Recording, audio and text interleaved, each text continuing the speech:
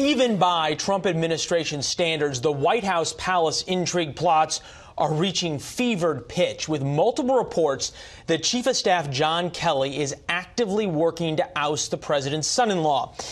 Adding to the fire, the Wall Street Journal with this editorial: the White House family business. The New York Times, Jared Kushner flames out, both attacking Kushner over accusations of using his White House position to help his family business.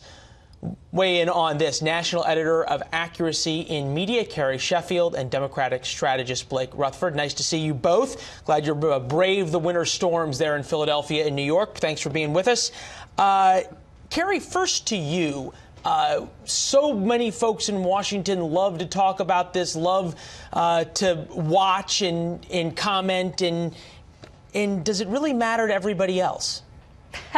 Well, Leland, I think you hit the nail on the head in the sense of, as you mentioned in my intro, I work with Accuracy in Media, and Accuracy in Media is all about making sure that the forgotten men and women of this country have their voices heard. And the forgotten men and women of this country, they're not really concerned about the latest issue of People magazine, which is basically what the New York Times is becoming when it comes to this sort of reporting around Jared Kushner and Ivanka, et cetera. They're not looking at... Carrie, come on, it's not just the New York Times, it's the Wall Street Journal editorial page, basically saying, wouldn't it be better if Jared Kushner was out? That you can hardly say that's some kind of anti-Trump People magazine. Well, they were saying, like, let's make sure that we look at whether he has conflicts of interest. And I do agree with you there. But, Leland, the thing that I'm not seeing coming out of the New York Times or the rest of the quote-unquote mainstream media is looking at, for example, whether these loans that Kushner received, were they favorable? Were they differential for him versus the rest of the marketplace? No one has said that definitively. And so I think it's irresponsible to put this cloud of suspicion without actual confirmation.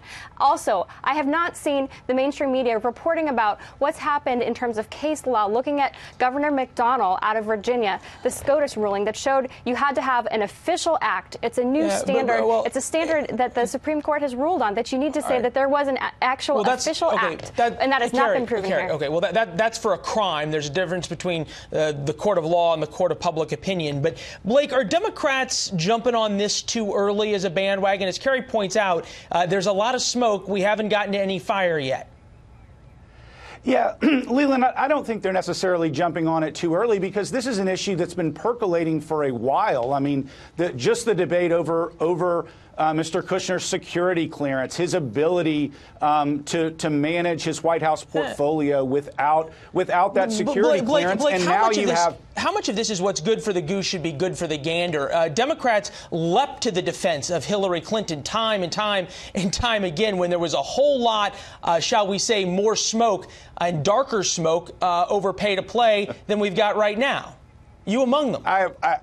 Well, that's exactly right. I'll respectfully disagree with you, Leland, on that there was a lot more smoke on pay to play. But I think that's we can debate that another time. I think the question here is whether or not he's able to fulfill the mission and the objectives of his position. Sure, it's political, but it's also and it's a lot of inside baseball. I don't think. The average voter out there is paying attention to whether or not Jared Kushner has a position in the White House. But I think there is serious tension. And when there's serious tension, it creates chaos within the West Wing. And that's problematic. And you previewed this, Leland, from the beginning. I mean, there is tension between Jared Kushner, his wife, and the White House chief of staff. And that's a problem. And as much as the White House seems to be downplaying that seems to be at least everything that we're hearing about this tension between the group. In fact, John Kelly essentially took away Jared Kushner's top secret clearance. Carrie, is there a difference? Is there an importance, though, that if all of a sudden you have the chief of staff taking away the president's son-in-law and one of his top advisors' top secret clearance, that's a little bit more than People magazine. Is there a point where this reporting actually is meaningful, or maybe should be meaningful, to people in the middle of the country? Well, I mean, the reality is that Kushner is a real estate mogul. And it's not just him. There have been many other people in other administrations as well who have had to go through very thorough security clearances. He's got substantial holdings that he's got to be dealing with. But again, Leland, you raised the important point about Hillary Clinton and the double standard of media. And you even said the court of public opinion.